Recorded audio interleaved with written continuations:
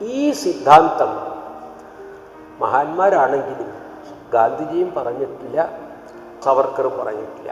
Hinduism നല്ലതാണ്, പക്ഷെ ഹിന്ദുത്വ എതിർക്കപ്പെടേണ്ടതാണ് എന്നിങ്ങനെ പൊതുവെ പറഞ്ഞു കേൾക്കുന്നുണ്ട്. ഇത് തമ്മിൽ വ്യത്യാസം ഉണ്ടോ? എന്തെങ്കിലും എന്താണ്?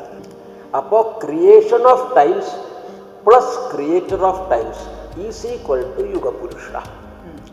ഇത് രണ്ടും ദയാനന്ദ സ്വാമികൾ ചെയ്തു. അപ്പോൾ ശില്പി കുത്തി ഉണ്ടാക്കുന്ന പ്രവർത്തനങ്ങളാണ് ഈ കശ്യപ് ഫൗണ്ടേഷൻ്റെ. അത് വളരെ പ്രധാനപ്പെട്ടതും വിപ്ലവാത്മകമുള്ള ഒരു ഫാഷനാണ്. അത് ശരിക്കും ഉത്ക്രാന്തപരം.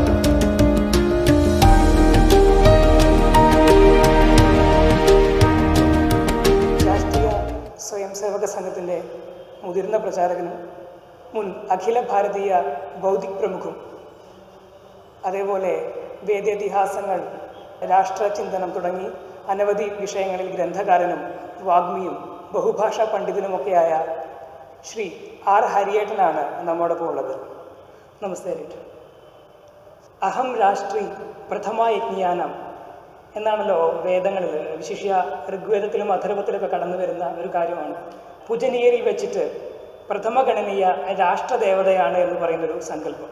അതിനെങ്ങനെയാണ് ഹരിയേട്ടൻ നോക്കിക്കാണുന്നത്? ശരിക്കും വേദങ്ങളെ സംബന്ധിച്ചിടത്തോളം ഒന്നിലധികം ദേവതകളുണ്ട്. ആ ദേവതകളൊക്കെ ഇന്ന് ധരിക്കുന്നത് വേറെ വേറെ വേറെ എന്നാണ് അതിൽ. പക്ഷെ ഇതിലേറ്റവും ആധികാരികമായി റിയലൈസ് ചെയ്ത് പൂജനീയ ദയാനന്ദ സ്വാമികൾ പറഞ്ഞിരിക്കുന്നത് ആ ദേവതകളുടെ പ്രവർത്തന സ്ഥലം, പ്രവർത്തന രംഗം, പ്രവർത്തന സമയം അനുസരിച്ച് വേറെ വേറെ പേരുകൾ കൊടുത്തിട്ടുണ്ടെങ്കിലും ദേവതകളൊക്കെ ഒന്നാണ് എന്നാണ് പറയുന്നത്. അതിൽ ഉദാഹരണങ്ങളും പറയുന്നുണ്ട്.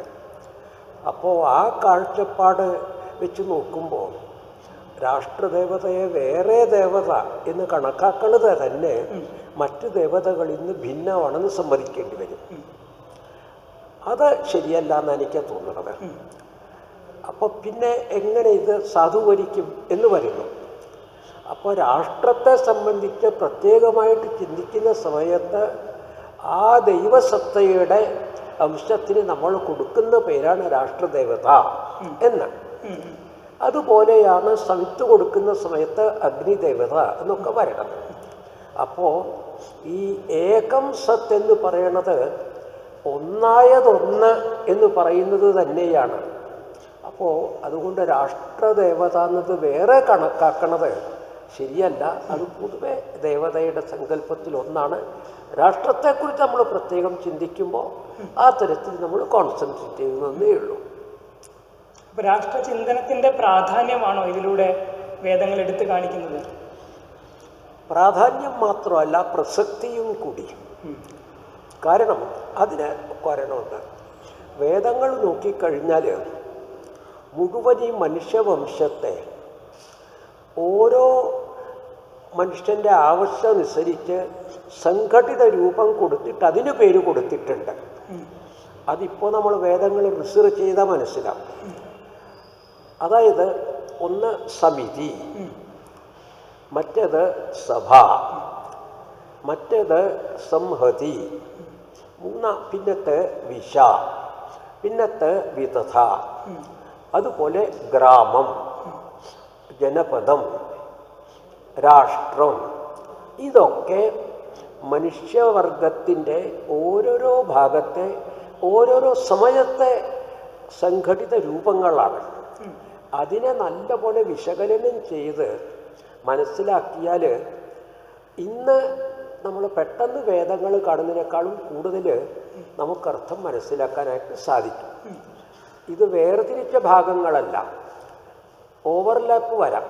സമിതിയിലെ തന്നെ വേറൊരു സമയത്ത് വരുമ്പോൾ രാഷ്ട്രം എന്നുള്ള ഇതിൽ വരും, ആ തരത്തിൽ വരാം. അപ്പോൾ അതാത് സമയത്തെ എക്സിസ്റ്റൻസിന് വേണ്ടിയിട്ടുള്ള ഓർഗനൈസ്ഡ് ഗ്രൂപ്പ്സ് ഓഫ് ഹ്യൂമാനിറ്റി, അതിൻ്റെ പേരുകളാണ് ഇതെല്ലാം. അപ്പോൾ അങ്ങനെ നമ്മുടെ വേദങ്ങൾ കണ്ടെത്തിയ ഒരു ഹ്യൂമൻ ഓർഗനൈസ്ഡ് സൊസൈറ്റിയുടെ ഫോമാണ് രാഷ്ട്രം എന്ന് വരുമ്പോൾ അതിനെക്കുറിച്ച് ചിന്തിക്കുമ്പോൾ താനെ രാഷ്ട്രദേവത വരുന്നു. 20-ാം നൂറ്റാണ്ടിന്റെ ദേശീയതയുടെ രണ്ട് മുഖങ്ങളായിട്ട് കരുതപ്പെടുന്നതാണ് ഗാന്ധിജിയും സവർക്കറും. അങ്ങേക്ക് അതിൽ ആരുടെ രാഷ്ട്രസങ്കല്പത്തോടാണ് കൂടുതൽ അടുപ്പം? ശരിക്ക് അനലൈസ് ചെയ്താൽ രണ്ടിൻ്റെയും പ്രഭാവമുണ്ട്, പക്ഷെ രണ്ടുമല്ല. സവർക്കറും അല്ല, ഗാന്ധിജിയും അല്ല ഞാൻ പറഞ്ഞു. അതിനുള്ള കാരണം നമ്മുടെ ഈ നവോത്ഥാനത്തിൻ്റെ ചരിത്രം നോക്കിയാൽ ഓരോ രാഷ്ട്രത്തിനും ആ രാഷ്ട്രത്തിൻ്റെതായ ആത്മാവുണ്ട്, ആ രാഷ്ട്രത്തിൻ്റെതായ സന്ദേശമുണ്ട്. ആ സന്ദേശം ലോകത്തിന് കൊടുക്കാൻ ആ രാഷ്ട്രത്തിന് ബാധ്യതയുണ്ട്. അതിൽ 3 കാര്യങ്ങൾ ആ കൊട്ടേഷനിൽ every nation has got a message to deliver, a mission to accomplish, a destiny to fulfill. ഈ സിദ്ധാന്തം 19-ാം നൂറ്റാണ്ടിൻ്റെ അവസാനത്തിൽ 1897 ജനുവരി സ്വാമി വിവേകാനന്ദനാണ് ആദ്യം രാമേശ്വരത്ത് വന്ന് പറയുന്നത്, വിദേശ യാത്ര കഴിഞ്ഞിട്ട്. അതിനു മുമ്പ് നമ്മുടെ രാഷ്ട്രമെന്ന് പറയുന്നതിന് ഈ ഒരു റോൾ ഉണ്ട് എന്നുള്ളതില്ലേ വേറെ ഒരു പൊളിറ്റീഷ്യനും ലോകത്തിൽ പറഞ്ഞിട്ടില്ല. ഇന്നത്തെ പൊളിറ്റിക്കൽ സയൻസ് നോക്കുമ്പോൾ ലാസ്കി, പൊളിറ്റിക്കൽ ബ്രില്യൻ്റ് ആളുകളിൽ അവരാരും തന്നെ ഒരു രാഷ്ട്രത്തിന് ആത്മാവുണ്ട്, ആ ആത്മാവിൻ്റെ പ്രകടഭാവമാണ് ആ രാഷ്ട്രത്തിൻ്റെ പെരുമാറ്റം. അത് ലോകത്തിൽ ആവശ്യമാണ്. ഓരോ രാഷ്ട്രത്തിൻ്റെയും സ്വഭാവം വേറെ വേറെ ഉണ്ട് എന്ന് പറഞ്ഞ ഒരു ആള് ആദ്യം സ്വാമി വിവേകാനന്ദനാണ്. ആ രാഷ്ട്രത്വമാണ് പ്രോഗ്രസ് ചെയ്ത് RSSൻ്റെയും രാഷ്ട്രത്വം. അപ്പോൾ സംഘത്തിൻ്റെ രാഷ്ട്രത്വത്തിൻ്റെ പ്രേരണ ശരിക്കും നോക്കിയാൽ അതിൻ്റെ സോഴ്സ് നോക്കിയാൽ സ്വാമി വിവേകാനന്ദനാണ്. ഇനി കമ്പയർ ചെയ്ത് പറയുമ്പോൾ സവർക്കറോ മഹാത്മാഗാന്ധിയോ ഈ തത്വം പറഞ്ഞിട്ടുമില്ല. ഓരോ രാഷ്ട്രത്തിനും ആത്മാവുണ്ട്, അതാണ് ആ രാഷ്ട്രത്തിൻ്റെ സന്ദേശത്തിൻ്റെ അടിസ്ഥാനം. അത് ഓരോ രാഷ്ട്രത്തിനും വേറെ വേറെ ആയതുകൊണ്ട് എല്ലാം പ്രസക്തമാണ്. വിവേകാനന്ദൻ്റെ ഭാഷ പറഞ്ഞാൽ ഒരു സംഗീത കച്ചേരിയിൽ ഓരോരുത്തർക്കും അവരവരുടെ രാഗാലാപനത്തിന് പ്രസക്തിയുണ്ട്. ഇത് പറഞ്ഞിരിക്കുന്നു.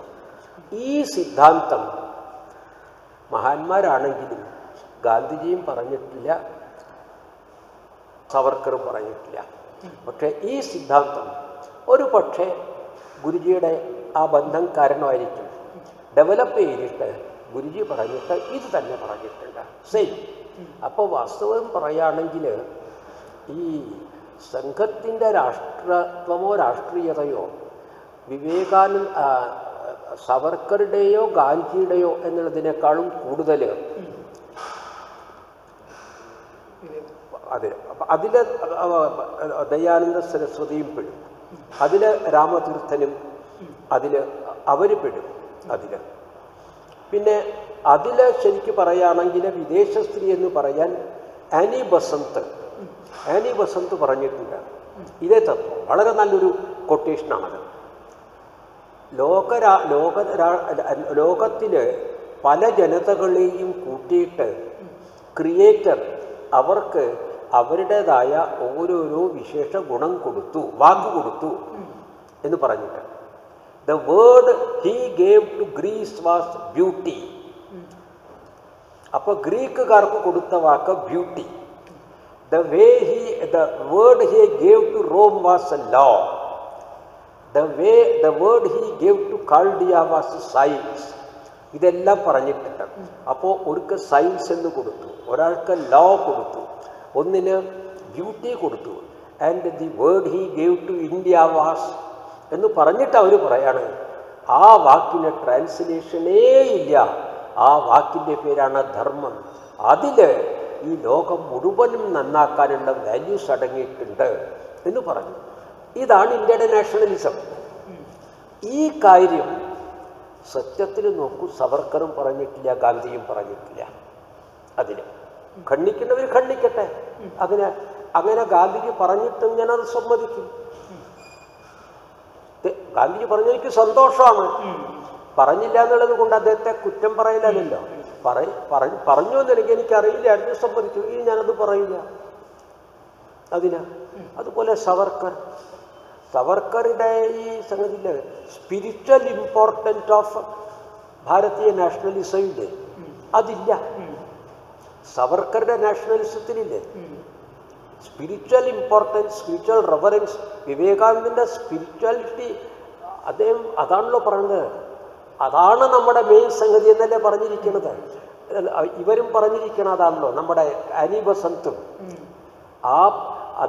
ശരിക്കും നോക്കഴിഞ്ഞാൽ രണ്ടുപേരുടെയും പ്രവർത്തനം പോളിറ്റിക്സ് ആയതുകൊണ്ട് അതിൽ ചിലപ്പോൾ ഈ ഭാഗം മങ്ങിപ്പോയതോ എന്തോ ആയിരിക്കും. ഹിന്ദുയിസം നല്ലതാണ്, പക്ഷെ ഹിന്ദുത്വ എതിർക്കപ്പെടേണ്ടതാണ് എന്നിങ്ങനെ പൊതുവെ പറഞ്ഞു കേൾക്കുന്നുണ്ട്. ഇത് തമ്മിൽ വ്യത്യാസം ഉണ്ടോ, എന്തെങ്കിലും എന്താണ്? വ്യത്യാസം ഉണ്ട്. പക്ഷെ ആ വ്യത്യാസത്തിന് കാരണം പലപ്പോഴും നമ്മുടെ തലമുറ, അതായത് ഈ തലമുറയല്ല, ഈ കൊളോണിയൽ കാലഘട്ടത്തിൻ്റെ തലമുറ ഇംഗ്ലീഷ് വിദ്യാഭ്യാസം വന്നതോടുകൂടിയും ചിന്തയുടെയും ധാരണയുടെയും അളവുകോല് ഇംഗ്ലീഷായി. ആ ഇംഗ്ലീഷ് അളവുകോല് വെച്ച് നോക്കുമ്പോഴാണ് നമുക്ക് ആശയക്കുഴപ്പമോ ശരിയായ ആശയം ധരിക്കായികയോ വരുന്നത്. അപ്പോൾ അതിൽ ഹിന്ദുയിസം എന്ന വാക്ക്, ഹിന്ദുയിസം എന്ന വാക്കും ഹിന്ദുത്വം എന്ന വാക്കും നമ്മുടെ പ്രാചീന സാഹിത്യങ്ങളിൽ ഒന്നിലും കാണില്ല, രണ്ടും കാണില്ല അതിൽ. പക്ഷേ ഇംഗ്ലീഷുകാരോ പോർച്ചുഗീസുകാരോ ഡച്ചുകാരോ ഇവിടെ വന്നപ്പോൾ അവരുടെ അളവുകോല് വെച്ച് അവർ നമ്മളെ അളക്കാൻ നോക്കി. അവർക്ക് വേറെ വഴിയില്ലായിരുന്നു. അത് തെറ്റാന്ന് പറയാൻ സാധ്യമല്ല. അവർ അളക്കുമ്പോൾ നമ്മുടെ അളവുകോല് വേണ്ടേ, അവരളവുകോല്. അപ്പോൾ ക്രിസ്തുവിനെ കേന്ദ്രീകരിച്ചിട്ടുള്ള ഒരഭിപ്രായം, അതായത് മതം, അതിലെ വിശ്വാസികളൊക്കെ ഓർഗനൈസ് ചെയ്ത് ഒരു ഗ്രൂപ്പായി. അപ്പോൾ അതിന് ക്രിസ്തു മതം എന്ന് വന്നു. ക്രിസ്തു എന്ന ആളുടെ വൈയക്തികമായ മതം ആ മതങ്ങളുള്ള ആളുകൾക്ക് വേണ്ടിയിട്ട് കോമൺ ആയി മാറി. അപ്പോൾ അതുപോലെ ഇസ്ലാം, ഇതിനൊക്കെ ഇംഗ്ലീഷ് ഗ്രാമർ അനുസരിച്ചെല്ലാം ഇസം എന്നാണ് പറയുക അവർ. അത് മതത്തിന് മാത്രമല്ല. ഉദാഹരണത്തിന് അപ്പോൾ മെക്കോളയിസം, ഹിറ്റ്ലറിസം, എന്ത് ഒരാളെക്കുറിച്ച് അയാളുടെ തത്വ സംഹിതയെക്കുറിച്ച് പറയുമ്പോൾ ഇസം എന്ന് വന്നു. അപ്പോൾ ആ അളവ് പോലും വെച്ച് ഇവിടെ വന്ന് നോക്കുമ്പോൾ ഇവർക്കൊരെത്തും പിടിയുമില്ല. ബംഗാളിൽ എല്ലാം ദുർഗ ദുർഗ ദുർഗ, ഉത്തർപ്രദേശത്തിൽ എല്ലാം രാമ രാമ രാമ, ദ്വാരകയിലൊക്കെ പോയാലെല്ലാം ജയകൃഷ്ണ ഹരേ കൃഷ്ണ ഹരേ കൃഷ്ണ. ഒരു പക്ഷേ ഇവിടെ വന്നിരുന്നെങ്കിൽ മാരിയമ്മ മാരിയമ്മ അതൊക്കെ ആയേനെ. അപ്പോൾ ഓരോ ദിക്കിലെല്ലാം ഒന്ന്.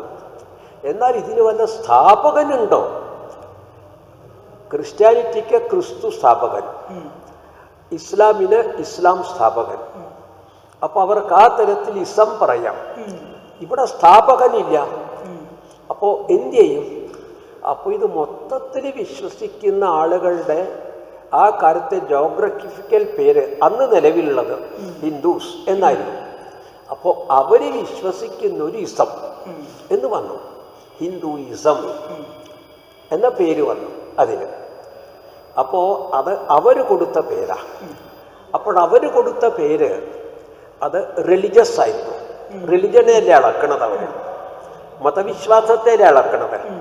അപ്പോൾ ക്രിസ്തു മതത്തെ വിശ്വസിച്ചതുപോലെ ഹിന്ദു മതത്തെ മുസ്ലിം മതത്തിൽ വിശ്വസിക്കുന്ന പോലെ ഇവിടുത്തെ മതങ്ങളിൽ വിശ്വസിക്കുന്ന മതമേത് എന്ന് പറയുമ്പോൾ ഒരു പ്രത്യേക ആളുടെ പേര് പറയാൻ നിവൃത്തിയില്ല. അപ്പോൾ വിശ്വസിക്കുന്ന ആളുകളുടെ പേര് പറയാം, ഹിന്ദുയിസം എന്നാക്കി. ശരിക്ക് അളന്ന് നോക്കിയാൽ ഇതവർ പിന്നെയും പറഞ്ഞിട്ടുണ്ട്. ഇപ്പം അജിത്ത് ചോദിച്ച ചോദ്യത്തിന് കുറച്ചപ്പുറം എക്സ്പ്ലനേറ്ററിയാണ് ഞാൻ പറയണത്. മൊഹമ്മഡാനിസം എന്ന് പറയുമ്പോൾ മുഹമ്മദ് ചിന്തിച്ചതല്ലേ. വൈഷ്ണവിസം എന്ന് പറയുമ്പോഴോ ചിന്തിക്കുന്ന ദൈവത്തെക്കുറിച്ചാണ്. ശൈവിസം എന്ന് പറയുമ്പോഴോ സ്ഥാപകനല്ല, ചിന്തിക്കുന്ന ശിവനെ കുറിച്ചാണ് ഇല്ലേ ശൈവിസം. അപ്പൊ ചിന്തിക്കുന്നതിനെ കുറിച്ച് പറഞ്ഞിട്ട് ക്ലിയർ ആക്കണം. അത് വന്നവർക്ക് സ്ഥാപകനില്ലാത്തത് കൊണ്ട്. അപ്പോൾ ഇസം ചേർത്തത് ഒരു മൊത്തത്തിൽ വിശ്വാസ സംഹിതയ്ക്കുള്ള പേര് മതത്തിൻ്റെ എന്നായി അതിന്. അപ്പം അത് മതം എന്ന നിലയ്ക്കാണ് വരണത്.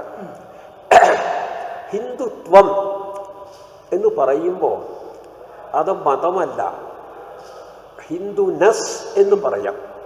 ഹിന്ദു സ്വഭാവമാണ് അത് കാണിക്കുന്നത്. അതിൽ മഹത്വം എന്ന് പറയുമ്പോൾ മഹത്തായിട്ടൊരു സ്ഥിതി. അപ്പോൾ ഹിന്ദുത്വം എന്ന് പറയുമ്പോൾ ഹിന്ദുക്കളുടെ സ്ഥിതി. ആ ഹിന്ദുത്വം എന്ന് പറയുമ്പോൾ ഹിന്ദുക്കളുടെ പെരുമാറ്റവും അതുമെല്ലാം വരുന്നു. അതിലെ പ്രധാനപ്പെട്ടത് സമ്മതിക്കാം ഒരു മതമാണ്. പക്ഷേ മതം അല്ലാത്തതും വരും. അപ്പോൾ ഞാൻ ഉദാഹരണം പറയാം. ഹിന്ദുത്വത്തിൻ്റെ മതമേ അല്ല, യാതൊരു ബന്ധവുമില്ല. രണ്ടോ മൂന്നോ കാര്യങ്ങൾ പറയാം. അതിൽ ആദ്യത്തേത് പൊതുവെ ആളുകൾ പറയണത് അന്ധവിശ്വാസം എടുക്കാം. അത് അന്ധവിശ്വാസം ശരിയാണോ തെറ്റാണോ, ഗുണം ചെയ്യുമോ ദോഷം ചെയ്യുമോ, ആ പ്രശ്നം മാറ്റിവെക്കാം.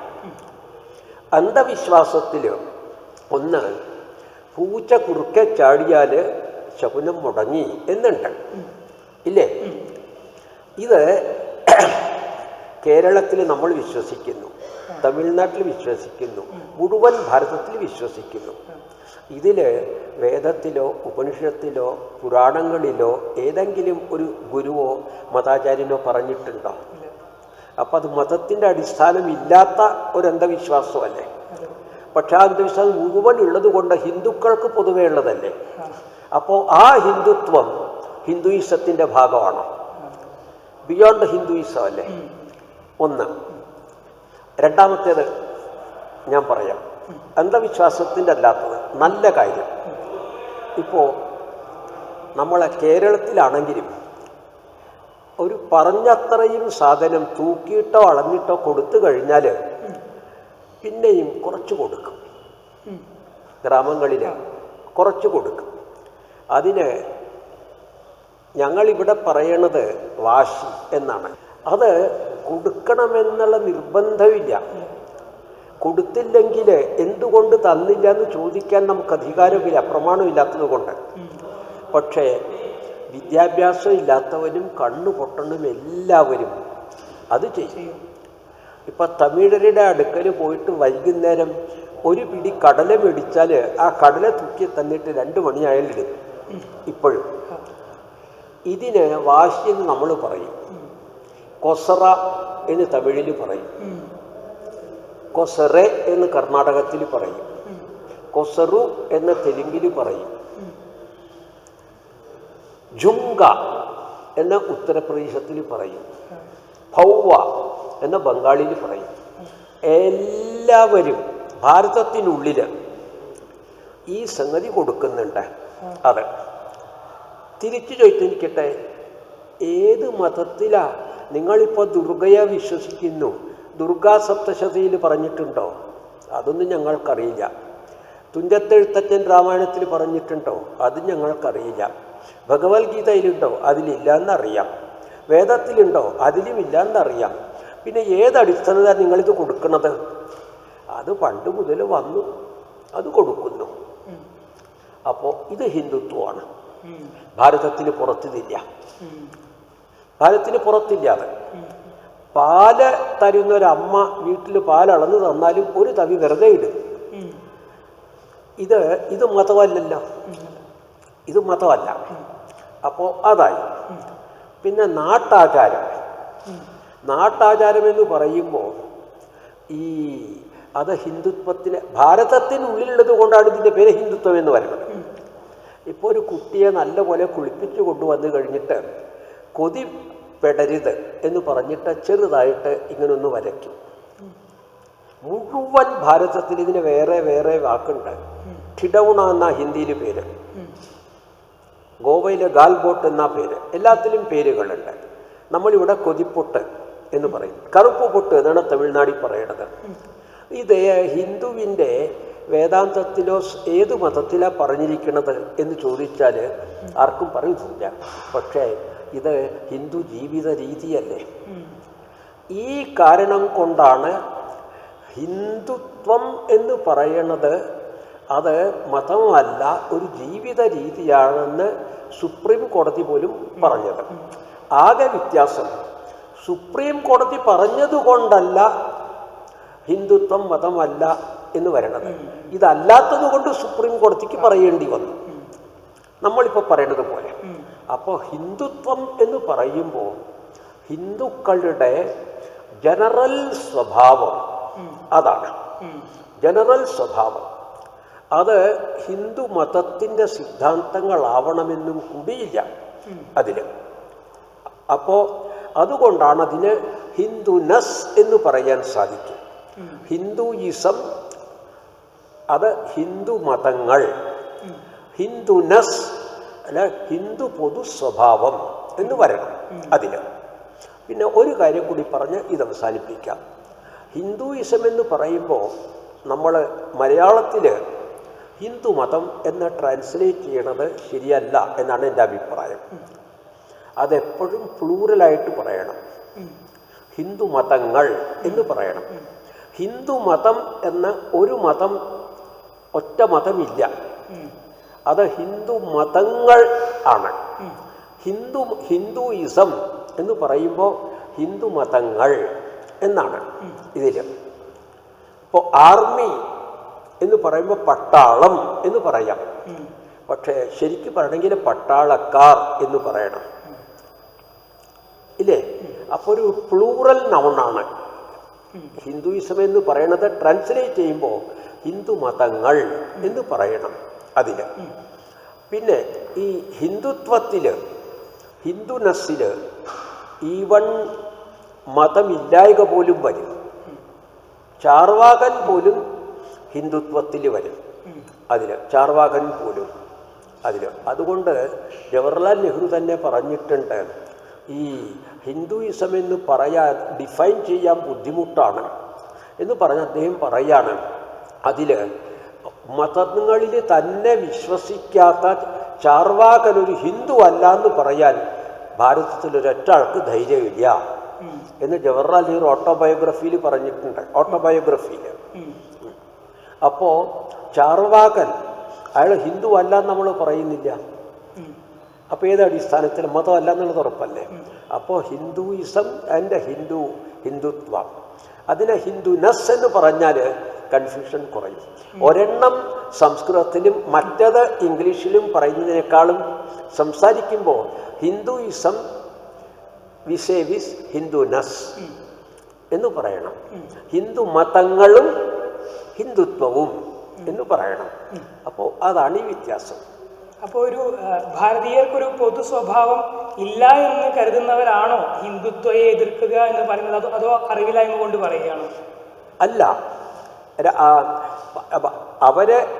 അവരെന്തുകൊണ്ട് പറയുന്നു എന്നുള്ളതിനെക്കുറിച്ച് എനിക്ക് പറയാൻ സാധ്യമല്ലല്ലോ. അറിവില്ലായ്കയാണോ, ബോധപൂർവമാണോ, അഭിമാനക്കുറവാണോ എന്ന് പറയാൻ സാധ്യമല്ലല്ലോ.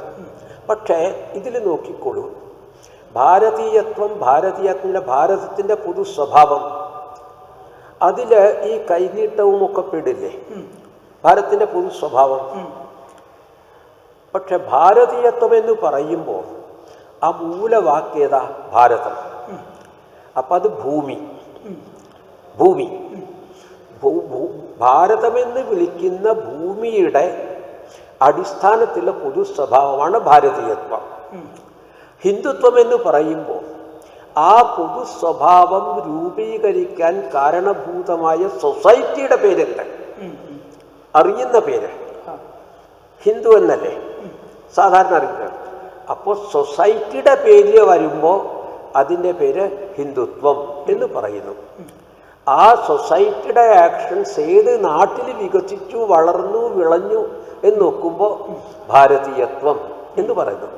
അതുകൊണ്ട് ഭാരതീയത്വവും ഹിന്ദുത്വവും വാസ്തവത്തിൽ ഒന്നാണ്. അതിന് ഏറ്റവും നല്ല ഉദാഹരണം അതിൽ ഭാരതം എന്നുള്ളതിന് ഇന്ത്യ എന്ന പേരുണ്ടല്ലോ.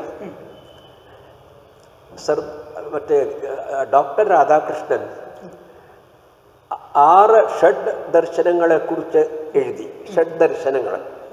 എന്നിട്ട് ആ പുസ്തകത്തിൻ്റെ പേര് ഇന്ത്യൻ ഫിലോസഫി എന്നാണ് എഴുതിയിരിക്കുന്നത്.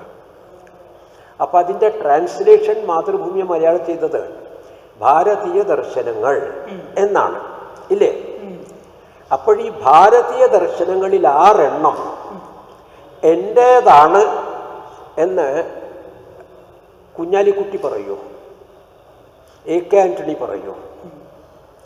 അപ്പോൾ ഇത് ഭാരതീയ ദർശനമെന്ന് പറയുമ്പോൾ ഭാരതത്തിൽ ജനിച്ച ആരാണ് ഇതെൻ്റെ ദർശനം എന്ന് പറയുന്ന സമൂഹം? അത് നോൺ ക്രിസ്ത്യൻ, നോൺ മുസ്ലിം, ഹിന്ദു മാത്രമല്ലേ പറയുള്ളൂ. അപ്പോൾ സമൂഹത്തിൻ്റെ പേരിൽ ഉരുത്തിരിഞ്ഞ വാക്കാണ് ഹിന്ദുത്വം. ഭൂമിയുടെ പേരിൽ ഉരുത്തിരിഞ്ഞ വാക്കാണ് ഭാരതീയത്വം. രണ്ടും വാസ്തവത്തിൽ ഒന്നാണ്. പിന്നെ അതിനിടയ്ക്ക് അജിത്ത് ചോദിച്ച ചോദ്യം അറിവില്ലായ്മ കൊണ്ടാണെന്ന് പറയാൻ ചിലപ്പോൾ അറിവില്ലായ്മ കൊണ്ടാവാം. ഞാനീ പറഞ്ഞ സിദ്ധാന്തം അറിഞ്ഞില്ലെങ്കിൽ അറിവില്ലായ്മ കൊണ്ടാവാം. പക്ഷെ അത് മനസ്സിലാക്കി കൊടുത്താലും ഈ ഹിന്ദുത്വം എന്ന് പറയുമ്പോൾ അതിൽ വർഗീയമുണ്ട്, അത് മോശമാണ്, സാങ്കുചിത്യമാണ്, അതുകൊണ്ട് അത് ത്യാജ്യമാണ് എന്ന് വിചാരിച്ചിട്ട് ഭാരതീയത്വം എന്ന് പറയുമ്പോഴില്ലേ ആ അപ്രോച്ച് ശരിയല്ല. ഇതിനെ തള്ളിയിട്ട് അത് സ്വീകാര്യം എന്ന് പറഞ്ഞത് അത് ശരിയല്ല. പിന്നെ ഇൻഫീരിയോറിറ്റി കോംപ്ലക്സ് ഒരു തരമുണ്ട് അതിൽ. ഇപ്പോഴത്തെ യുവാക്കന്മാർ, ഇംഗ്ലീഷ് വിദ്യാഭ്യാസമുള്ളവർ, കല്യാണമൊക്കെ കഴിഞ്ഞതിന് ശേഷം ഭാര്യയെക്കുറിച്ച് പറയുമ്പോൾ ഇതെൻ്റെ ഭാര്യയാണെന്ന് പറയുന്നതിന് പകരം ഇതെൻ്റെ വൈഫാണെന്നാ പറയാം. ആ പെൺകുട്ടി ഇതെൻ്റെ ഹബ്ബാണെന്നാ പറയാം. എൻ്റെ ഭർത്താവെന്ന് പറയാൻ എന്താ കുറവ്?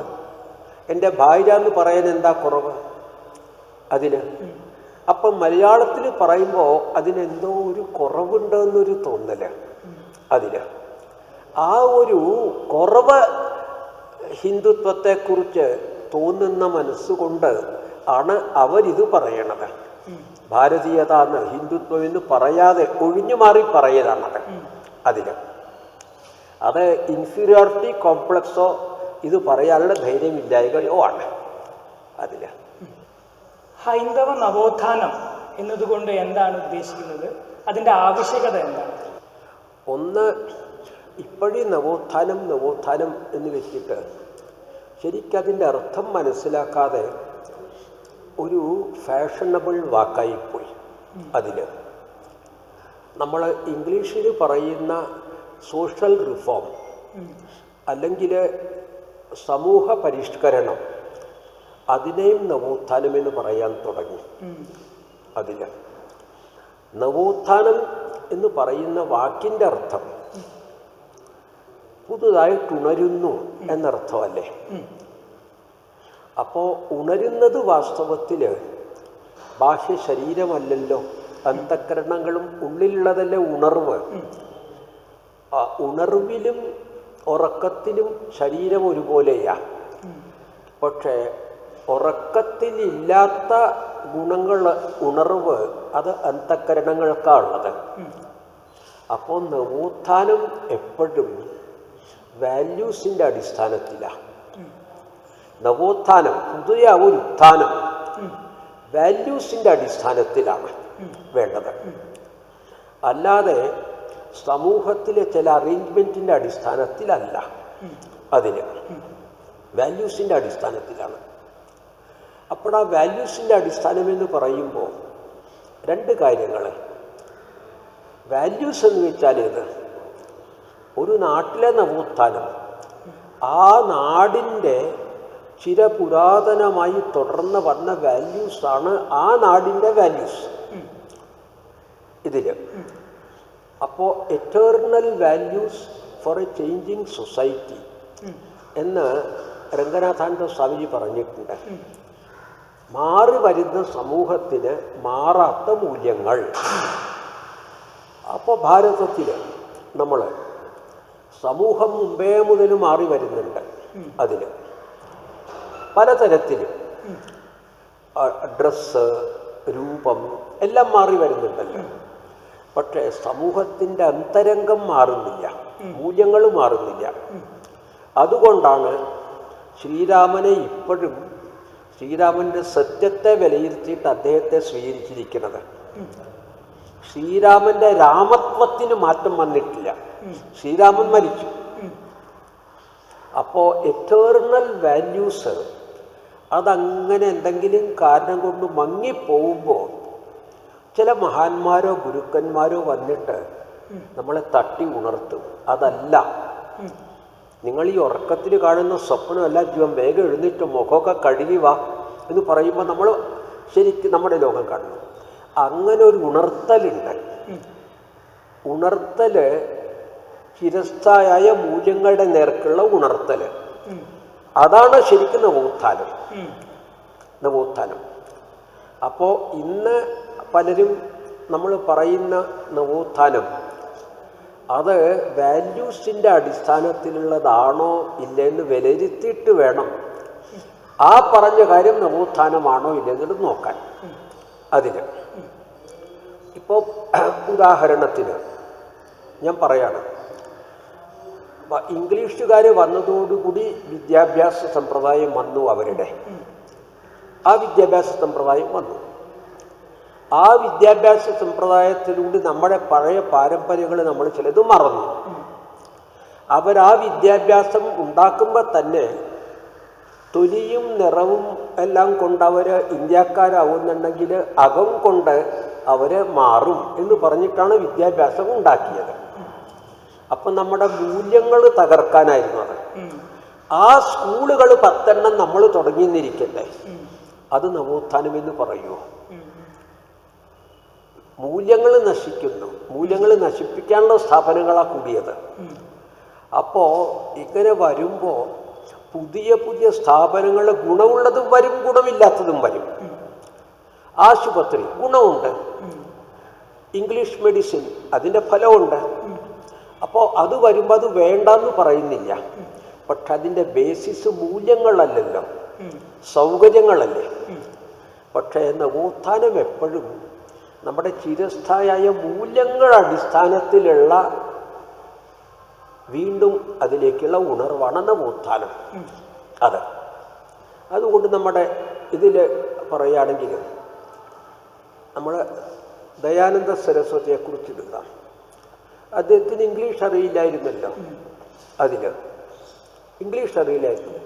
പിന്നെ എന്തുകൊണ്ടാണ് അദ്ദേഹത്തെ നമ്മുടെ ചില ആളുകൾ നവോത്ഥാന നായകന്മാരിൽ ഒരാളെന്ന് പെടുത്താൻ കാരണം?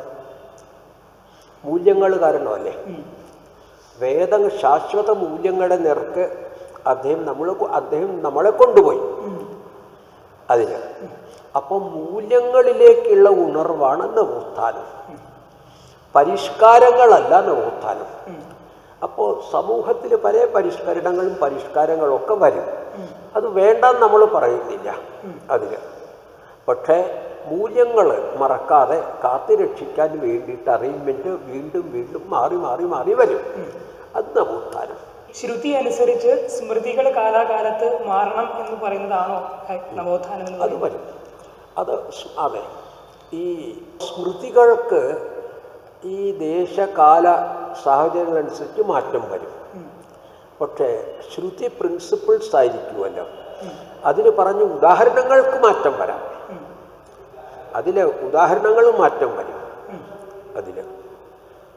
അപ്പോൾ നവോത്ഥാനം ഈ മാറ്റങ്ങളില്ലാത്തതിൻ്റെ അടിസ്ഥാനത്തിലാണ് അതിൽ. അതുകൊണ്ട് ഇംഗ്ലീഷിൽ ഒരു വാക്കുണ്ട്, മലയാളത്തിലും അത് ഉപയോഗിക്കാറുണ്ട്. റിവൈവലിസം റിനൈസാൻസ് അല്ല. റിവൈവലിസം എന്ന് വെച്ചാൽ പോയതിനെ അതുപോലെ തിരിച്ചു കൊണ്ടുവരവാണ് റിവൈവൽ, തിരിച്ചു കൊണ്ടുവരവ്. അപ്പം അതിനെക്കുറിച്ച് ചിന്തിക്കുന്നത്, ഒരു കോട്ടുണ്ടായിരുന്നു. അപ്പോൾ ആ കോട്ട് ആ ഇടുന്ന ആൾക്ക് വളരെ വളരെ വളരെ ഇഷ്ടപ്പെട്ടു. ആ കോട്ട് അത് പഴയതായിട്ട് അവിടെ ഇവിടെയൊക്കെ പിന്നിത്തുടങ്ങി. അപ്പോൾ ആൾക്ക് കോട്ട് കളയാൻ വിഷമമായതുകൊണ്ട് അയാൾ അവിടെ വീണ്ടും കണ്ടം വെച്ച കോട്ട് എന്ന് പണ്ട് സിനിമ ഉണ്ടായിരുന്നു, അതുപോലെ വെച്ചു. അയാൾക്ക് ആ കോട്ട് വേണം, അതാണ്. അപ്പോൾ ഈ പഴയ കോട്ടാണെന്ന് പറഞ്ഞ് അത് വേണ്ടാതെയായി, എന്നാലും അയാൾക്ക് വിടാൻ നിവൃത്തിയില്ല. അതുകൊണ്ട് അയാൾ അത് അതുപോലെ ഇതായി. അപ്പോൾ അതാണ് വാസ്തവത്തിൽ റിവിഷനിസം. പണ്ടത്തേത് തന്നെ മതി എന്ന ഓർത്തഡോക്സിയോ, പണ്ടത്തേതായാൽ എല്ലാം നല്ലത്. നമ്മുടെ മലയാളത്തിൽ പറയുമ്പോൾ അച്ഛൻ്റെ ശ്രാദ്ധത്തിന് വേണ്ടി പൂച്ചയെ മേടിച്ചിട്ട് കൊട്ടയുടെ അടിയിലിടുന്ന മനോഭാവം, അതാണ് വാസ്തവത്തിൽ ഇത് വന്നിരിക്കുന്നത്. പിന്നെ റിവൈവൽ എന്ന് വരുമ്പോൾ അർത്ഥം നോക്കാതെ അത് തന്നെ പകർത്തൽ. അപ്പോൾ ഈ കോട്ടിൻ്റെ കഥ പറയുമ്പോൾ ആ കഥയിൽ പറയണത്, നല്ല മോസ്റ്റ് മോഡേൺ തുണി മേടിച്ചു ആ ആള്. എന്നിട്ട് ടൈലറെ വിളിച്ചു. ടൈലറോട് പറഞ്ഞു, ഇതുപോലെ ഒരു കോട്ട് എനിക്കുണ്ടാക്കി തരണമെന്ന് പറഞ്ഞു. അളക്കൊന്നും വേണ്ട, ഇത് തന്നെ കൊണ്ടുപോയാൽ മതി എന്നറിഞ്ഞു. അതേ കോട്ട് അയാൾ കൊണ്ടുപോയി അളന്നൊക്കെ കൊണ്ടുവന്ന് ആ പുതിയ തുണി കൊണ്ട് കോട്ട് കൊടുത്തു. അത് നോക്കുമ്പോൾ അതിൽ കണ്ടം വെച്ചതുപോലെ ഇയാൾ കീറിയിട്ടുണ്ട്, എന്നിട്ട് വേറൊരെണ്ണം വെച്ചിട്ടുണ്ട്. അങ്ങനെ ആ പുതിയ തുണിയിൽ ആ പഴയ കൂട്ടിൻ്റെ കണ്ടം വെക്കലൊക്കെ വെച്ചു അയാൾ. ഇത് റിവൈവലിസം. മനസ്സിലായില്ലേ? അപ്പോൾ ഈ നവോത്ഥാനം വേറെ, ഇംഗ്ലീഷിൽ റിനൈസാൻസ് വേറെ, റിവൈവലിസം വേറെ, റിവിഷനിസം വേറെ. അതിന് റിനൈസാൻസ് എന്ന് പറയുമ്പോൾ വാല്യൂ ബേസ്ഡ് ആണ്. ആ വാല്യൂസ് എങ്ങനെ നിങ്ങൾ അപ്ലൈ ചെയ്യുന്നു എന്നുള്ളതാണ് റിനൈസാൻസ്. അത് പിന്നെ നമ്മുടെ ട്രഡീഷൻസ് വാല്യുബിളാണ് എന്നൊരു തോന്നലും വരുന്നു അതിൽ. അപ്പോൾ ഇപ്പോൾ ഒരു ഹിന്ദു റിനൈസാൻസ് നടക്കുന്നുണ്ട് എന്ന് നമ്മൾ പറഞ്ഞു വന്നിരിക്കട്ടെ. അതിൻ്റെ ഉദാഹരണം ഇപ്പോൾ ഇന്നലത്തെ കണ്ടോ ആ ഏകലവ്യ ഫോർമേഷൻ, ബ്രഹ്മാസ്ത്ര വിടുന്നത് പോലെ, പിനാകം പോകുന്നത് പോലെ എന്നാണ് ആ മിലിറ്ററിയെ കാണിക്കുന്നത്. അപ്പോൾ പിനാകം ചില ശിവന്റെ സർവസംഹാരകമായ ആയുധമാണ്. ഇത് സർവസംഹാരകമാണെന്നാണ് മെസ്സേജ്. അല്ലാതെ ഹിമാലയത്തിൽ പോയിട്ട് ശിവന്റെ തപ്പിപ്പിടിച്ച് കൊണ്ടുവന്നു എന്നുള്ളതല്ല. ബ്രഹ്മാസ്ത്രം എന്ന് പറയുമ്പോൾ എതിരാളികളെ മൂടോടെ ചുട്ടുകളയും. അതാണ് അതിൻ്റെ പ്രിൻസിപ്പിൾ. അതാണ് നമ്മുടേത് എന്നാണ്. അപ്പോൾ റിനൈസാൻസ് നമ്മുടെ എബൈഡിങ് വാല്യൂസിലുള്ളതിൽ റിനൈസാൻസ്, നവോത്ഥാനം, അതാണ്. ഈയിടെയായിട്ട് കേരളത്തിലൊരു ഉയർന്നു വന്ന വാദമാണ്, പണ്ട് നവോത്ഥാന ഫലമായിട്ട് മൺമറഞ്ഞ പല മൃഗബലി പോലുള്ള ദുരാചാരങ്ങളെ പോലും തിരിച്ചു കൊണ്ടുവരണം, അതാണ് പുനരുജ്ജീവനം എന്ന് പറഞ്ഞിട്ടുള്ളൊരു. അത് ഞാനിപ്പോൾ പറഞ്ഞു കഴിഞ്ഞാൽ റിവൈവലിസമാണത്, അല്ലെങ്കിൽ റിവിഷനിസമാണ്. ഈ കണ്ടം വെച്ചതിനെ, കണ്ടം വെച്ച കൂട്ടിൻ്റെ ഉദാഹരണം കറക്റ്റ് അപ്ലൈ ചെയ്യൂ. അതിൽ മൂല്യങ്ങളുടെ അടിസ്ഥാനത്തിലല്ലാതെ, മൂല്യങ്ങളുടെ അടിസ്ഥാനത്തിലല്ല അതിൽ. അപ്പോൾ പണ്ടത്തേതാണ് എന്ന് പറയുകയാണെങ്കിൽ വാസ്തവത്തിൽ അവരെ ഫുൾ പാൻറ്റ് ഇടരുത്, ശരിക്ക് മുണ്ടുടുക്കരുത്, കുത്തണം. അത് ചെയ്യാൻ തയ്യാറാണ് അവർ. ഇതിൽ മാത്രം ബലി വേണം എന്ന് പറയുന്നു. അത് വാസ്തവത്തിൽ അർത്ഥമില്ലാത്ത സംഗതിയാണ്. വേദങ്ങളിൽ ഊന്നിക്കൊണ്ടുള്ള ഒരു നവോത്ഥാനത്തിന് 19-ാം നൂറ്റാണ്ടിൽ നേതൃത്വം കൊടുത്ത ആളാണല്ലോ മഹർഷി ദയാനന്ദ സരസ്വതി. അങ്ങ് അദ്ദേഹത്തിനെ കുറിച്ച് യുഗപുരുഷനായ മഹർഷി ദയാനന്ദൻ എന്നൊരു പുസ്തകം എഴുതിയിട്ടുണ്ട്. എന്തുകൊണ്ടാണ് അദ്ദേഹത്തിനെ യുഗപുരുഷൻ എന്ന് വിളിക്കുന്നത്? മറ്റുള്ള നേതാക്കളിൽ നിന്ന് എങ്ങനെയാണ് മഹർഷി ദയാനന്ദൻ വ്യത്യസ്തനാകുന്നത്? നമ്മൾ ഇന്ന് പറയുന്ന ഇവരുണ്ടല്ലോ വിവേകാനന്ദൻ, ആ തരത്തിൽ അവരിലെ പ്രഥമൻ, ആദ്യത്തെ ആള്, first to come in the field Swami ദയാനന്ദനായിരുന്നു. ഒന്ന്. അപ്പോൾ അദ്ദേഹത്തെക്കുറിച്ച് യുഗപുരുഷൻ എന്ന് പറയുമ്പോൾ മറ്റുള്ളവരെ കുറിച്ചിട്ടുള്ളൊരു പരോക്ഷമായിട്ടോ പബ്ലിക്കായിട്ടോ വ്യാഖ്യാനവും കൂടി അല്ലാണ്. രണ്ട്, എന്തുകൊണ്ട് ഞാൻ യുഗപുരുഷൻ എന്ന് പറഞ്ഞു? യുഗപുരുഷൻ എന്ന വർക്കിൻ്റെ ഞാൻ ഉദ്ദേശിക്കുന്ന സംഗതി, യുഗപുരുഷന് രണ്ട് കാര്യങ്ങൾ ചെയ്യാനുണ്ട്. ഒന്ന്, അതൊന്നെന്ന് വെച്ചാൽ അദ്ദേഹത്തിൻ്റെ ജനനം ആ യുഗത്തിൻ്റെ ആവശ്യമാണ്. ആ കാലഘട്ടത്തിൽ സാധാരണ സമൂഹത്തിന് ഒരതൃപ്തി, പോരായിക, ഒരു നിസ്സഹായാവസ്ഥ, അതേസമയം രക്ഷിക്കാൻ ആരെങ്കിലും വേണം എന്ന് ആ കാലഘട്ടത്തിലെ സമൂഹത്തിനൊരു ഹൽച്ചൽ, ഒരതൃപ്തി, അതൊക്കെയുണ്ട്. അപ്പോഴാ യുഗത്തിൻ്റെ പ്രോഡക്റ്റാണ് ഇദ്ദേഹം. അപ്പോൾ ഒരു യുഗപുരുഷനിൽ അദ്ദേഹത്തിൻ്റെ ജന്മഹേതു യുഗത്തിൻ്റെ സൃഷ്ടിയാണ് അദ്ദേഹം. He's born of times. അതിൽ അങ്ങനെ ജനിച്ചു കഴിഞ്ഞിട്ട് അദ്ദേഹത്തിൻ്റെ മിഷൻ വർക്ക് ചെയ്യുമ്പോൾ ഹീസ് ക്രിയേറ്റർ ഓഫ് ടൈംസ്. അപ്പോൾ യുഗപുരുഷൻ ക്രിയേഷൻ ഓഫ് ടൈംസ്, പ്രവൃത്തി കൊണ്ട് ക്രിയേറ്റർ ഓഫ് ടൈംസ്. അപ്പോൾ creation of times plus creator of times is equal to യുഗപുരുഷ. അതാണ്. അത് എങ്ങനെ? സിമ്പിളാണ്, വളരെ വളരെ സിമ്പിൾ. ഇതൊരു പുതിയ തോട്ടെന്ന് ധരിക്കണ്ട. അതിന് ആദ്യത്തെ ഭാഗം ക്രിയേറ്റർ ഓഫ് ടൈംസ്, കാലത്തിൻ്റെ ആവശ്യമാണ്. യഥാ യഥാ ഹി ധർമ്മസ്യ ഗ്ലാനിർഭവതി ഭാരത അഭ്യുത്ഥാനമധർമ്മസ്യ തദാത്മാനം സൃജാമ്യഹം. അത് മാത്രം എടുത്തുന്നിരിക്കട്ടെ, എന്നിട്ട് ഏതെങ്കിലും കുബുദ്ധിയുടെ കയ്യിൽ കൊടുത്തുന്നിരിക്കട്ടെ, അയാൾക്ക് ദുർവ്യാഖ്യാനിക്കാമില്ല. എപ്പോഴെപ്പോഴൊക്കെയാണ് ധർമ്മം നശിക്കുന്നത്, യഥാ യഥാ ഹി ധർമ്മസ്യ ഗ്ലാനിഹി ഭവതി അധർമ്മസ്യ അഭ്യുത്ഥാനം ഭവതി, ആ സമയത്ത് ഞാൻ ജനിക്കുന്നു. ഇത് നല്ലൊരു കള്ളനും പറയാൻ സാധിക്കും. എടാ, ഇവിടെ പോലീസില്ല, അധർമ്മം ഇഷ്ടം പോലെയുണ്ട്, ഇപ്പം തന്നെ പോയി കട്ടും, പറ്റിയ സമയം എന്ന് കള്ളനും പറയാൻ സാധിക്കും. അപ്പോൾ ആ ടൈംസിൻ്റെ ഡിമാൻഡ് അനുസരിച്ചല്ല ജനനം അയാൾ, ആ അതപ്പതിച്ച സമയത്തിൻ്റെ സൗകര്യമനുസരിച്ച് ജനിച്ചതാണ്. അപ്പോൾ ക്രിയേറ്റർ ഓഫ് ടൈംസ് അതപ്പതിച്ച സമയത്തിൻ്റെ സൗകര്യത്തിന് ജനിക്കുന്നവനല്ല, അത് കള്ളനും കൊള്ളക്കാരനും. പിന്നെ ആര്, എന്തിനാണ് ജനിക്കണത്? അത് രണ്ടാമത്തേത്. പരിത്രാണായ സാധൂനാം വിനാശായ ച ദുഷ്കൃതാം ധർമ്മസംസ്ഥാപനാർത്ഥായ. അപ്പോൾ ആ creation of times takes the role of creator of times. ഇത് രണ്ടും ദയാനന്ദ സ്വാമികൾ ചെയ്തു. അദ്ദേഹത്തിൻ്റെ വീട് വിടൽ, അതെല്ലാം അദ്ദേഹത്തിന് അച്ഛൻ സമ്മതിക്കായിക, ഈ തരത്തിലൊക്കെ നോക്കുമ്പോൾ വിശ്വാസങ്ങളൊക്കെ തകർന്ന് ആ ചുണ്ടലി പോയി പറയുമ്പോൾ എന്നാലും ആ തരത്തിൽ ചെയ്യുക. അപ്പോൾ അതപ്പതിച്ചിരിക്കുന്നു. അതേസമയം അതിനെ ഉയർത്തണം. എന്നിട്ട് അതിന് ഉത്തരം അവസാനം വരെ കിട്ടിയില്ല. വിരജാനന്ദ സ്വാമികളുടെ അടുത്ത് എത്തിക്കഴിഞ്ഞിട്ടേ കിട്ടിയുള്ളൂ. ആ സമയത്ത് അദ്ദേഹത്തിന് വയസ്സ് 30-38 ആയി.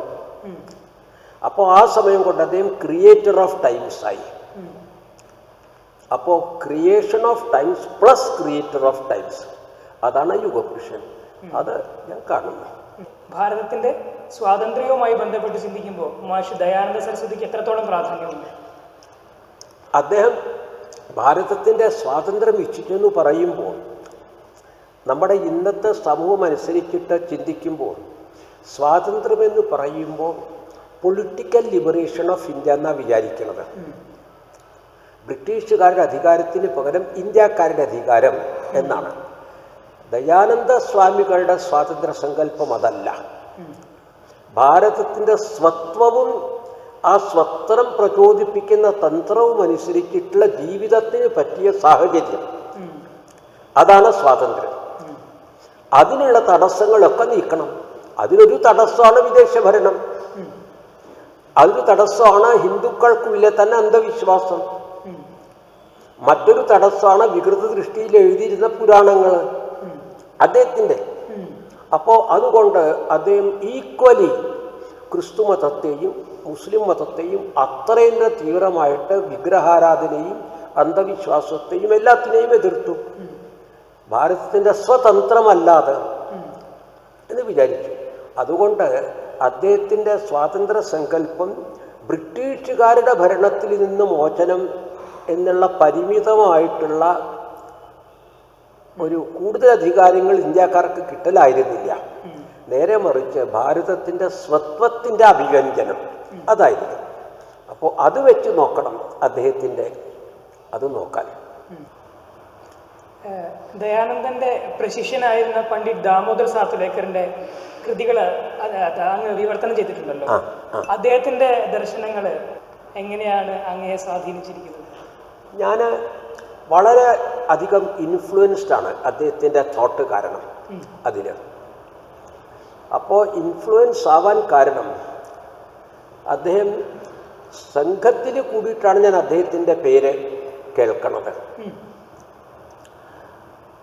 നമ്മുടെ സംഘത്തിലെ ഗുരുജിയുടെ ഏതാണ്ട് അച്ഛൻ്റെ വയസ്സായിരുന്നു അദ്ദേഹത്തിന്. ഗുരുജി തന്നെ പറഞ്ഞിട്ടുണ്ട്, അച്ഛന് ഒരു വയസ്സ് കൂടുതലോ അദ്ദേഹത്തിന് ഒരു വയസ്സോ കൂടുതലോ എനിക്ക് ഓർമ്മയില്ല, ഗുരുജി പറഞ്ഞിട്ടുണ്ട്. അപ്പോൾ രണ്ടുപേരും ഒരേ വയസ്സുകാരാണ്.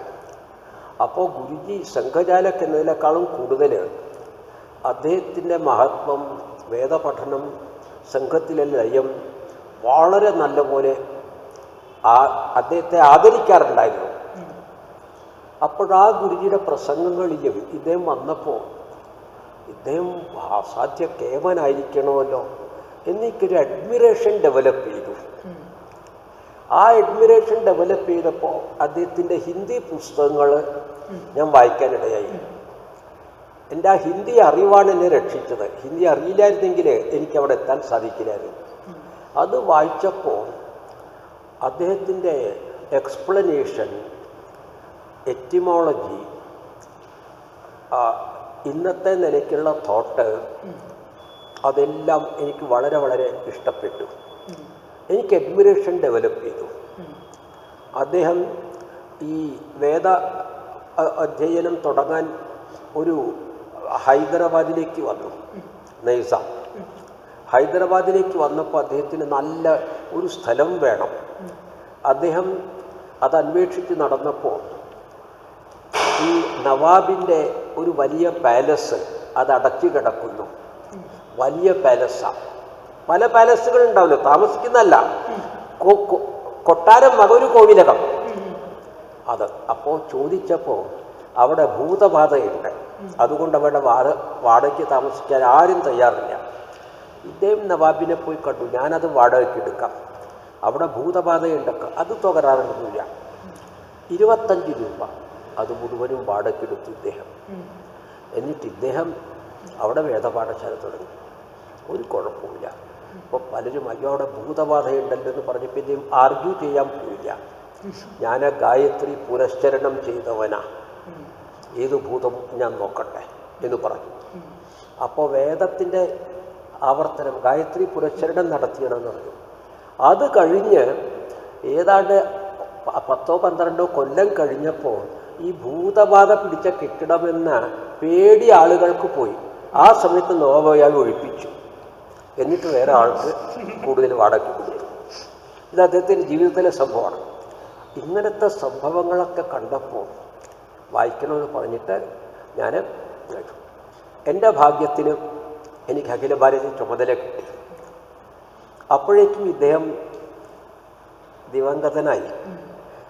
ഗുജറാത്തിൽ ട്രാവൽ ചെയ്യുന്ന സമയത്ത് ഞാൻ ഇദ്ദേഹത്തിൻ്റെ സ്ഥാപനത്തിൽ പോയി. ഇദ്ദേഹത്തിൻ്റെ മകനൊക്കെ ഉണ്ട്, അവർ സംഘവും ആയിട്ടൊക്കെ ഇതും. അതിനിടയ്ക്ക് ഈ സ്വാതന്ത്ര്യം കിട്ടിയ ഉടനെ ഇനി ഭാരതത്തിൽ മതം മാറ്റാൻ അനുവാദം കിട്ടില്ല, ക്രിസ്ത്യൻ പാതിരിമാരെല്ലാവരും കിട്ടിയ വിലയ്ക്ക് സാധനം സ്വത്ത് വിറ്റ് പോകുന്ന സമയമല്ലേ. അതുകൊണ്ട് ഇദ്ദേഹം ക്രിസ്ത്യൻ മിഷണറിമാരുടെ വലിയ ഒരു പ്രസ്ഥാനം മുഴുവനും പൊട്ട വിലയ്ക്ക് മേടിച്ചു. അവിടെയാണ് ഈ പാർട്ടി അവിടെ എസ്റ്റാബ്ലിഷ് ചെയ്തു. അവിടെ വെച്ചിട്ട് അദ്ദേഹം ഏതാണ്ട് 421 പുസ്തകങ്ങൾ എഴുതി അദ്ദേഹം. അതിൽ 85 അദ്ദേഹത്തിൻ്റെ പുസ്തകങ്ങളുടെ ലിസ്റ്റ് ഞാൻ ആചാര്യയുടെ കയ്യിൽ കൊടുത്തിട്ടുണ്ട് എഴുതിയിട്ട്. അപ്പോൾ അന്ന് മുതൽ എനിക്ക് അദ്ദേഹത്തിൻ്റെ ഇത് ഇഷ്ടപ്പെട്ടു. ദയാനന്ദ സ്വാമികളുടെയും ഇദ്ദേഹത്തിൻ്റെയും എല്ലാം പരസ്പരം പൊരുത്തപ്പെട്ട് മുന്നോട്ട് പോകുന്ന സംഗതിയാണ് അതിൽ. ശരിക്കും അന്ധവിശ്വാസങ്ങളെ ധൈര്യമായിട്ട് മിതമായിട്ടുള്ള ഭാഷയിൽ മറ്റുള്ളവർക്ക് വേദന എടുപ്പിക്കാതെ എഴുതുന്ന ശൈലി നമ്മളെക്കുറിച്ച് മാത്രമല്ല. അപ്പം അദ്ദേഹം എഴുതിയിട്ടുണ്ട്. എനിക്ക് ചിരി വരുന്നുണ്ട് അത് പലപ്പോഴും. ചില ഭക്തന്മാരൊക്കെ രാമ രാമ രാമ രാമ അല്ലെങ്കിൽ സ്വാമിയെ ശരണം സ്വാമിയെ ശരണം എന്ന് അച്ചടിച്ചിട്ടുള്ള മഞ്ഞ തുണിയിൽ അത് 100 എണ്ണം ഇത് ചെയ്ത് കാണും. അതൊക്കെ ഉടുക്കുമ്പോൾ ഇയാൾ ഭയങ്കര സ്വാമി ശരണക്കാരനാണല്ലോ അല്ലെങ്കിൽ രാമഭക്തനാണോ തോന്നും. അതിനെ കാണിശമായിട്ട് ഇദ്ദേഹം എതിർത്തിട്ടുണ്ട് ആർട്ടിക്കിൾസിൽ. അദ്ദേഹത്തിൻ്റെ ആർട്ടിക്കിൾസൊക്കെ കളക്ട് ചെയ്തിട്ട് അതിൽ അന്നത്തെ ഭാരതവും ഇന്നത്തെ ഇന്ത്യയും എന്ന് ഞാൻ കളക്റ്റഡ് ആർട്ടിക്കിൾസ് എഴുതിയിട്ടുണ്ട്. അതിൽ നമ്മൾ മാത്രമല്ല, ഈ ബുദ്ധന്മാർ അവർ ഒരു നാഴി പോലെയുണ്ട്, അതിലൊരു ആക്സിൽ ഉണ്ടാവും. അതിലെ കുറേ മന്ത്രങ്ങൾ 1000, അപ്പോൾ ഒറ്റ കറക്കം കറക്കിയാൽ 1000 പ്രാവശ്യം ജപിച്ച ഫലമായി എന്ന് ഇതിനൊക്കെ അടുത്തതായിട്ട് എതിർത്തിട്ടുണ്ട് അതിൽ. അപ്പോൾ ആ തരത്തിലല്ലേ. അതുപോലെയല്ലേ ഇപ്പോൾ ആളുകൾ ഗണപതി ഹോമം നടത്താൻ നമ്പൂരിയെ വിളിച്ച് ചെയ്തു, എന്നിട്ട് അവരവിടെ ചീട്ട് കളിക്കുകയാണ്. പക്ഷേ ഇതിൻ്റെ ദക്ഷിണ കൊടുത്തു കഴിഞ്ഞാൽ പുണ്യം അയാൾക്ക് കിട്ടും. സെയിം ഇതിനൊക്കെ എതിർത്തിട്ടുണ്ട്. അപ്പോൾ സംഘത്തിൽ കൂടിയിട്ട് ഈ തരത്തിൽ ചിന്തയും വന്നു. അതിൻ്റെ കൂട്ടത്തിൽ ഇതും കിട്ടി. പിന്നെ എൻ്റെ മനസ്സിൽ തോന്നി ഇത് കേരളത്തിലെ ആളുകൾ അറിയണമെന്ന് പറഞ്ഞ് എനിക്കൊരു ദൗത്യബോധവും ഉണ്ടായിരുന്നു. അതുകൊണ്ട് പർപ്പസ്ലി ആരും പറയാതെ ഞാൻ ഈ സാത്വനേക്കറെ നമ്മുടെ കേരളക്കാരെ പരിചയപ്പെടുത്താനായിട്ട് എളുതായ ശ്രമം നടത്തി. അതാണ് ഹിന്ദു ജാഗരണവുമായി ബന്ധപ്പെട്ട് ചിന്തിക്കുമ്പോൾ കേരളത്തിൻ്റെ ഒരു പശ്ചാത്തലത്തിൽ എങ്ങനെയാണ്, കേരളത്തിൻ്റെ ഒരു പൊതു മനസ്സ് എങ്ങനെയാണ് ഹിന്ദു ജാഗരണത്തോടുള്ള? ഫീൽഡ് വർക്ക് വളരെ വളരെ നല്ലപോലെ ചെയ്യണം എന്നാണ് എനിക്ക് തോന്നുന്നത്. ഇപ്പോൾ ഉദാഹരണം ഞാൻ പറയുകയാണെങ്കിൽ, നിങ്ങളുടെ കാശപ്പ് ഫൗണ്ടേഷൻ എടുത്തു നോക്കൂ. അതിൻ്റെ വർക്ക് നടക്കുന്നത് സാമാന്യ ജനവിഭാഗത്തിൻ്റെ ഇടയിലല്ലേ. ഇതുവരെ വേദത്തെക്കുറിച്ച് ചിന്തിക്കാനും പോലും സാധിക്കാത്ത സമൂഹത്തിൽ ഈണത്തോടുകൂടി വേദങ്ങൾ ചൊല്ലുന്നു. അതിൽ ഇപ്പോൾ 1000ങ്ങളായി ഇല്ലേ. ഈ തരത്തിലുള്ള ഗ്രൗണ്ട് വർക്ക് അതുപോലെ നടത്തുന്ന മറ്റൊരു പ്രസ്ഥാനമാണ് RSS. അപ്പോൾ ഇതിൽ കൂടിയിട്ടാണ് എവൈക്കനിങ് വരുന്നത്. നേരെ മറിച്ച് രാഷ്ട്രീയത്തിൽ എന്ന് പറയുമ്പോൾ അൾട്ടിമേറ്റ്ലി രാഷ്ട്രീയത്തിൽ പൊരുതാൻ ഇറങ്ങുന്ന ആളുകൾ ജയിക്കണം. MLAയോ MP യോ ആവാൻ അയാൾ ജയിക്കണ്ടേ. ഇന്നത്തെ നിലയ്ക്ക് ആൾ ജയിക്കണമെങ്കിൽ അയാൾക്ക് കൂടുതൽ വോട്ട് കിട്ടണ്ടേ. അപ്പോൾ വോട്ട് കിട്ടാൻ വേണ്ടിയിട്ട് വോട്ടറുടെ മനസ്സിനെ ആകർഷിക്കണം. അപ്പോൾ വാല്യൂസ് പിന്നിൽ പോയി. നിങ്ങൾക്ക് സ്ഥാനം കിട്ടിയാൽ നിങ്ങൾക്ക് അവിടെ എത്താൻ സാധിക്കും. അപ്പോൾ ആ തരത്തിൽ വലിയ വാക്കുകൾ പറഞ്ഞാലും സത്യത്തിൽ ഈ ജനങ്ങളുടെ മനസ്സ് മാറ്റുക അല്ലെങ്കിൽ മനസ്സ് എഡ്യൂക്കേറ്റ് ചെയ്യുക, ഈ പ്രവർത്തനം വാസ്തവത്തിൽ നടക്കുന്നില്ല അതിന്. അതുകൊണ്ട് ഈ സേവന പ്രവർത്തനം ചെയ്യുന്ന ധാരാളം ആളുകളുണ്ടല്ലോ. അങ്ങനെ പ്രവർത്തനം എന്തുകൊണ്ടാണ് രാഷ്ട്രീയക്കാർ ചെയ്യാത്തത്? അവിടെ പോയിട്ട് 25 വർഷം വർക്ക് ചെയ്താലും 10 കുട്ടികൾക്ക് വിദ്യാഭ്യാസം കിട്ടി. എനിക്കെന്ത് ഗുണം? വിദ്യാഭ്യാസം ഉണ്ടെങ്കിലും വിദ്യാഭ്യാസം ഇല്ലെങ്കിലും വോട്ട് 10 എണ്ണമേ കിട്ടുള്ളൂ. അപ്പോൾ 10 വർഷം അങ്ങനെ പ്രവർത്തിച്ചിട്ടും 10 വോട്ട് കിട്ടും. അതിന് പകരം അവിടെ പോയി വേറെങ്കിലും 1000 വോട്ട് കിട്ടും. അവരതിന് പോകും, റിസൾട്ട് നോക്കും. പക്ഷേ ഈ റിസൾട്ട് തലമുറയുടെ റിസൾട്ടാണ് ഇല്ലേ. ഇതിൽ നിന്നൊരു ചായക്കടക്കാരൻ പ്രധാനമന്ത്രിയായി എന്ന് വരും, അല്ലെങ്കിൽ മറ്റേ കടലോരത്ത് മത്സ്യം വിറ്റ് നടക്കുന്നതിൻ്റെ മകൻ പ്രസിഡൻ്റായി എന്ന് വരും ഒരാൾ. പക്ഷേ അതാണ് റിയൽ പ്രോഗ്രസ് ഓഫ് നേഷൻ ചിന്തിക്കുന്നതിന് പകരം എനിക്ക് അവിടെ വരാനുള്ള സാഹചര്യം നോക്കിയിട്ട് അവർ നടക്കും. അപ്പോൾ പോളിറ്റിക്സിൽ കൂടിയിട്ട് ഇത് സാധ്യമല്ല. ഈ ഉണർവ് അത് ഗ്രൗണ്ട് ലെവൽ, അത് ഒരു ക്ലാസ് വർക്കാണ്, മാസ് വർക്കല്ലാതെ അതിൽ അങ്ങനെ. അപ്പോൾ അത് ഈ ചിത്രമെഴുത്തുകാരൻ ചിത്രം വരയ്ക്കുന്നതും ഫോട്ടോ സ്റ്റുഡിയോയിലെ ഫോട്ടോ പ്രിൻ്റ് എടുക്കുന്നതും പോലെ വ്യത്യസ്തമാണ്. മഹത്വം ഇപ്പോഴും ചിത്രമെഴുത്തുകാരൻ്റെ ചിത്രത്തിനാണ്. അതിനേക്കാളും അപ്പാരൻ്റ്ലി പെർഫെക്റ്റായിട്ട് ഫോട്ടോ പ്രിൻ്റ് ചെയ്തിരിക്കട്ടെ, ആ ഫോട്ടോ പ്രിൻറ്റിന് അതാർക്കും ചെയ്യാം, പ്രോഡക്റ്റ് ഓഫ് സയൻസാണ്. പക്ഷേ മനുഷ്യശക്തി ഇവിടെയാണത്. അതുപോലെ ശില്പി, നിങ്ങൾക്കതിൻ്റെ ഒരു മോൾഡ് ഉണ്ടാക്കിയിട്ട് ഇഷ്ടം പോലെ അതുപോലെ ഉണ്ടാക്കാം. പക്ഷേ ശില്പി കൊത്തി ഉണ്ടാക്കുന്നതിനാണ് വില.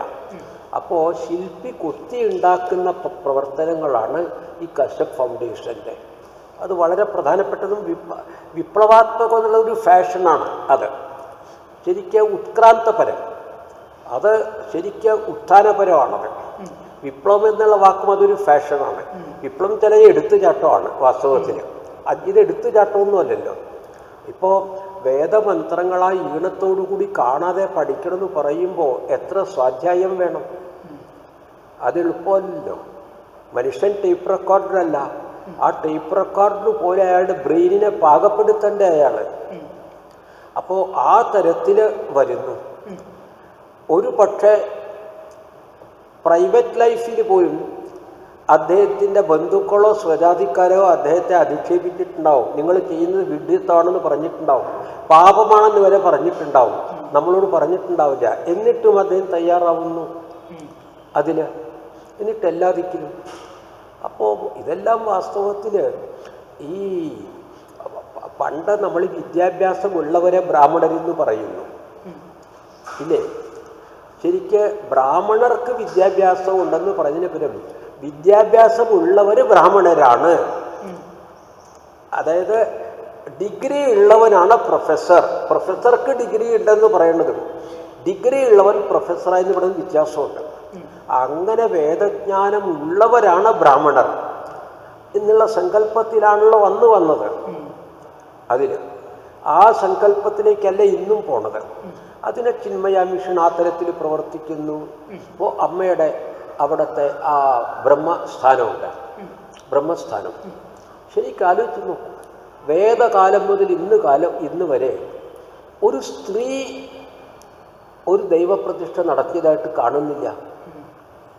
22 or 27 എണ്ണം അമ്മ നടത്തിയിട്ടുണ്ട്. നമ്മുടെ ഹൈന്ദവ പാരമ്പര്യത്തിൽ അസാധ്യ ഒരു വിപ്ലവാത്മകമായ പ്രവർത്തനമല്ലേ. പക്ഷേ ഏതെങ്കിലും ഒരു പൊളിറ്റീഷ്യൻ തമ്മയെ പ്രകീർത്തിക്കുമ്പോൾ ഈ കാര്യം പറഞ്ഞിട്ടുണ്ടോ? സേവനം മാത്രം പറയും. ഈ കാര്യമില്ലേ, ഒരു സ്ത്രീ ധൈര്യപ്പെട്ടിട്ട്. അപ്പോൾ ഈ സ്ത്രീകൾക്ക് വിലക്ക് കൽപ്പിക്കുന്ന ഈ നാട്ടിൽ വിലക്കുകളും നോക്കാതെ ദൈവത്വത്തിനെ പ്രതിഷ്ഠിക്കുന്നു. How bold, spiritually bold she should be. ഈ തരം പ്രവർത്തനങ്ങളാണ് വാസ്തവത്തിൽ നമ്മുടെ ദേശത്തിൻ്റെ ഉന്നമനത്തിന് പ്രയോജനപ്പെടാൻ പോണത്. മറ്റേത് രാഷ്ട്രീയം വരും പോവും. നാഗപ്പൂരിലെ നല്ലൊരു സ്ത്രീകളുടെ ഗ്രൂപ്പുണ്ട്. 10-200 സ്ത്രീകൾ ഒരുമിച്ചിരുന്നിട്ട് അവർ രുദ്രവും പുരുഷസൂക്തവും എല്ലാം ചൊല്ലുന്നത് കേൾക്കുമ്പോഴില്ലേ, താനെ ദേവതകൾ യജ്ഞകുണ്ടമില്ലെങ്കിലും ദേവതകൾ വന്നവിടെ സന്നിഹിതം ചെയ്യും. അത്ര ഗംഭീരം. അപ്പോൾ സ്ത്രീകൾക്കിതാവാം എന്നുള്ളത് ചെയ്യുന്ന സ്ഥാപനം അവിടെയുണ്ട്. അപ്പോൾ ഭാരതത്തിൽ പല ദിക്കിലും ഈ തരം ഉണ്ട് അതിൽ. അപ്പോൾ ഇങ്ങനെ വരുമ്പോൾ ആ തരം പ്രവർത്തനത്തിന് ഈ നല്ല ഒരു ദിശയും അതനുസരിച്ചിട്ടുള്ള ഗതിയും അല്ലേ വാസ്തവത്തിൽ ഈ നിങ്ങൾ കാശ്യപ് ഫൗണ്ടേഷൻ. അതിലെ കുറവുകൾ നോക്കിയാൽ ചിലപ്പോൾ കുറവുണ്ടാവാം, അത് കാണുന്നവർ. പക്ഷെ നമ്മൾ അത് നോക്കേണ്ട ആവശ്യമില്ലല്ലോ അതിൽ. അപ്പോൾ അതെല്ലാം വാസ്തവത്തിൽ ഫുള്ളി ആ തരം പ്രവർത്തനത്തിൻ്റെ ഊക്കും ഉശിരും കൂട്ടണം. അതിന് സ്ത്രീകളും കൂടുതൽ വേണം. ഇതെല്ലാവരും വാസ്തവത്തിൽ വേണ്ടേ. അതിൽ. അപ്പോൾ അതൊക്കെ വരും, എനിക്ക് തോന്നുന്നു വരുമെന്നാണ് തോന്നുന്നത് ഇതിൽ. അങ്ങയുടെ വിലപ്പെട്ട സമയം ഹിരണ്യ മാസികയ്ക്ക് വേണ്ടിയിട്ട് നൽകിയതിന് വളരെയധികം നന്ദി പറയുകയാണ്. പ്രണാമം. വളരെ നന്നായി.